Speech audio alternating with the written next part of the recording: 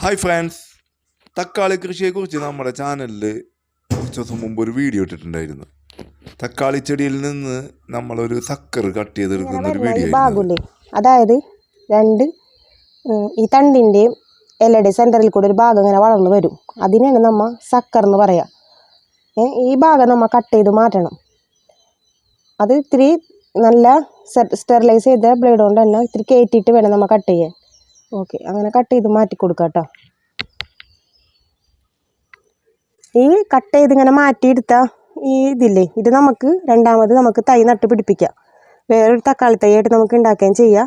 അല്ലാന്നുണ്ടെങ്കിൽ ഇതിങ്ങനെ തന്നെ ഒരു കുപ്പിയിൽ വെള്ളത്തിലിട്ട്, ഗ്ലാസ്സിലോ കുപ്പിയിൽ എന്തെങ്കിലും വെള്ളത്തിലിട്ട് വെക്കുകയാണെങ്കിൽ ഇതിൽ വേര് വരും. വേര് വന്നിട്ട് നമുക്ക് നടുകയും ചെയ്യാം കേട്ടോ. അപ്പോൾ അതിൽ നിന്ന് തന്നെ ഇഷ്ടംപോലെ തക്കാളി തൈകൾ നമുക്ക് ഇങ്ങനെ ഉണ്ടാക്കിയെടുക്കാൻ പറ്റും കേട്ടോ. അങ്ങനെ അത് വെള്ളത്തിലേക്ക് ഇട്ട് വേര് വരുത്തിയ തൈകളുണ്ടത്.